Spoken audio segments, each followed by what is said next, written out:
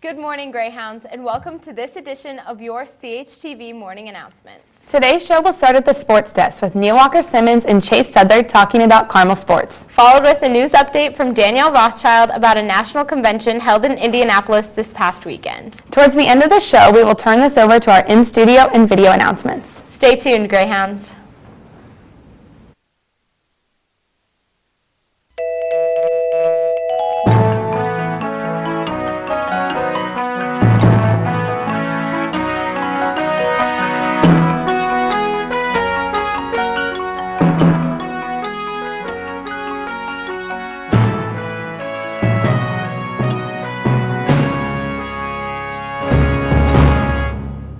Good morning, Greyhounds. I'm Mallory Cole. And I'm Allie Carmichael. This past weekend was a very important one for Carmel.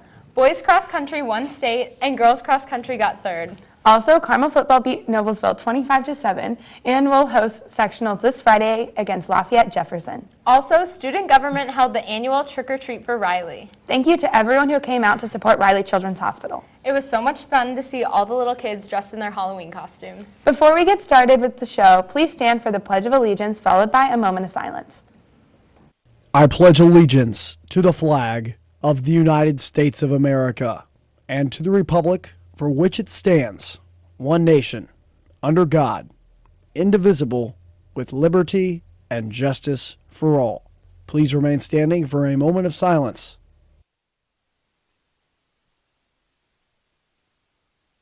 A happy birthday goes out to Gretchen Bishop in the World Language Department, Jessica Green in the Math Department, Secretary Peggy Taylor, Dominic Baer, Hayden Clark, Jean Concepicon, Abigail Grogan, Lydia Helmkamp, Olivia Rindfuss, Buckland Robbins, Santiago Ruiz, Riley Scott, Adele Ertel, and lastly, Michael Wang. Happy birthday, guys. Carmel Sports had a big weekend, and they have a big week ahead. Let's take a closer look.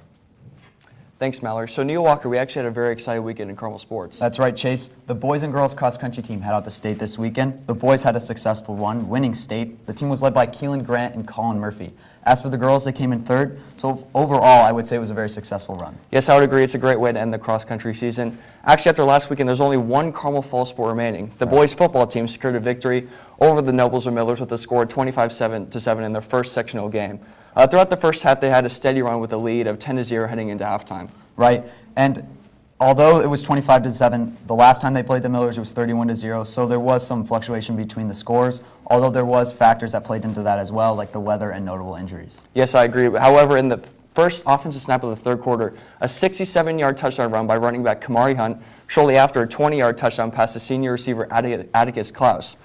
Overall, this is a pretty dominating performance by the Hounds, and they will host Lafayette Jefferson this Friday in the sectional championship. Yeah, and Chase, as you said, fall sports are coming to an end, and winter sports are just around the corner. The girls' basketball team has a game on Thursday. Allie Carmichael and Tatiana Gilliam sat down with Tommy Taiwo to get an inside look on the season.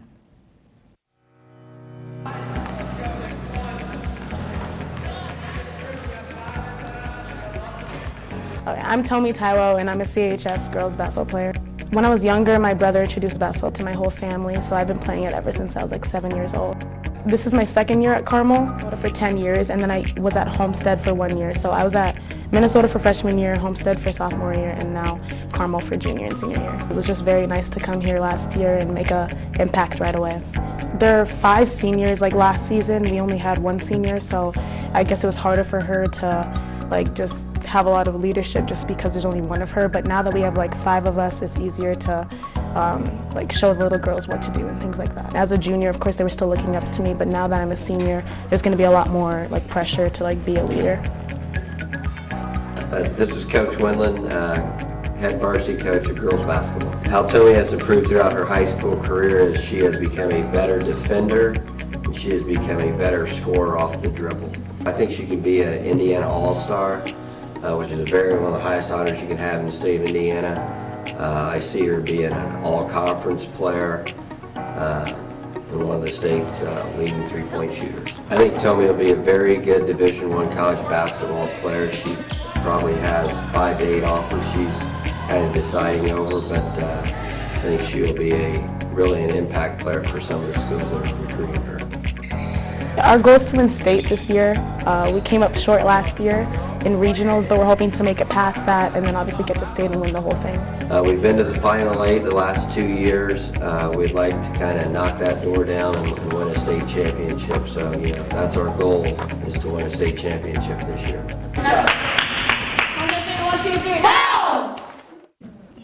The team looks like they're ready for a dominating season. Yes, I agree. And after last season with a tough loss in the second round of regionals, I suspect them to have a quick run. That's all we have from the sports desk. I'm Chase Southard. And I'm Neil Walker-Simmons. Now back to you, Mallory. Thanks, Neil and Chase. The following is scheduled for today, October 30th. The following clubs will meet after school. African Library Project will meet in H320. Korean Club will meet in H306. Anime Club will meet in the LGI room at 3:30. Board Game Club will meet in E132. Freshmen and sophomores who are interested in the International Baccalaureate Diploma and students interested in taking one or more IB classes should attend a call-out meeting during SRT in the community room next to the main cafeteria. The following college representatives will meet today during SRT. At 10:30, Illinois Wesleyan University, Elmhurst College, Manchester University, and Kent State University. In local news, the Future Farmers of America organization met in Indianapolis this past weekend. Yes, actually FFA is meant for high schoolers. Let's take a closer look. Good morning, Greyhounds. I'm Danielle Rothschild bringing you your CHTV News Update. In national news, the Future Farmers of America organization had their national convention here in Indianapolis last week. FFA is a student organization that focuses on agriculture and leadership. A few teenage members of FFA showed a compassionate act for hurricane victims in their hotel. Randy Jo Amt was forced to live in a hotel after her house was flooded with water. During her stay at the hotel, Amt recalled that members of FFA were very loud while her children were trying to sleep. On Friday evening, one of the teenagers' door was cracked, so she decided to stop in to tell the teens to be quiet, and then proceeded to tell them that her house was destroyed in water. The teen who opened the door was from Kansas and apologized about everything Amt's family is going through. Before Amt went to bed that night, she found a note slipped under her door. The note had a handwritten letter with money in it. Amt said, "In a world where people sit behind screens and become angry on social media, this young man restored my faith that the next generation can make eye contact and show compassion to the person right in front of him." Amt then went later on to find the teens and thank them for their compassionate act. That's all I have for you, Greyhounds. This has been Danielle Rothschild signing off. Now back to you, Allie. It's great to see the country coming together to support those in need. Thanks, Danielle. Here are a few more announcements. The Do Something Club will meet tomorrow after school in room E212. See Mr. Ziegler if you are unable to attend. If you are a graduating senior and have not ordered your cap and gown, please go to the band hallway during lunch or after school to order. This will be the last time Herff Jones will be in the building. Audition material and information for the 2017-2018 CHS Jazz Ensembles is available outside the band room. See Mr. Pote if you have any questions. If you are a student in grades 10 through 12 and are new to CHS this year, please join the Greyhound Connection for breakfast on Wednesday from 7:40 to 8:15 a.m. in E219. With Halloween coming up tomorrow, many don't know the origin of the holiday. CHTV's Morgan Millay and Ariana Zoblak uncovered the origin of Halloween in This Minute History. Let's take a look.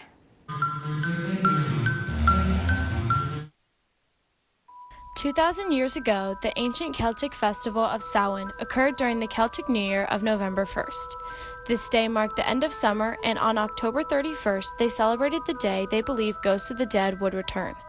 The Celts lit bonfires where they burned crops and animals as a sacrifice. During this, they dressed up in costumes and tried to tell each other's fortunes. As these traditions were brought to the United States, the large number of Irish immigrants popularized Halloween. Changing from old beliefs, Halloween became less about witchcraft and more about neighborly get-togethers in the late 1800s. Culturally, parties grew as a form of entertainment in the United States. It became popular then to celebrate the holiday that way. Today, children primarily trick-or-treat by going door to door, asking for candy, dressed up in costumes. Okay. CHS students, if you want to build a more professional, positive social media brand, need help and not sure where to start, stop by the attendance window or the Freshman Center office for a pass to a workshop being held on Wednesday in Media Center classrooms 1 and 2 during SRT. Useful tips and snacks are provided. Space is limited, so pick up your pass today. CHS seniors, the free application for Federal Student Aid, or FAFSA, opened on October 1st. All seniors planning to attend a 2-year, 4-year, or trade school next year are highly encouraged to complete the FAFSA to maximize all possible financial aid opportunities. The FAFSA is available online at www.fafsa.ed.gov, and it is free. The Indiana deadline to submit the FAFSA is April 15th, but some schools may require you to apply earlier. We now send it over to some in-studio and video announcements. Calling all juniors, Rho Kappa applications will be due shortly. Rho Kappa is a social studies honor society, which also qualifies for distinguished graduate points. We would love to have you all, so if you love social studies and have taken at least one AP or IB history class, you are eligible along with some other criteria. Applications will be in the department office E213, or you can ask your social studies teacher for more information. Thank you. All right, good morning, Carmel High School. I'm here to announce the highlight raffle ticket winner, and I'm about to butcher this name, but if Lorna Varghese could come down to C147 to receive her prize, that'd be great. Congratulations. Come on, Griffin! Come on, Griffin, you got this! Come on, get it up, get it up, get it up! Holy moly, I think that bag gets bigger and bigger every time we come on.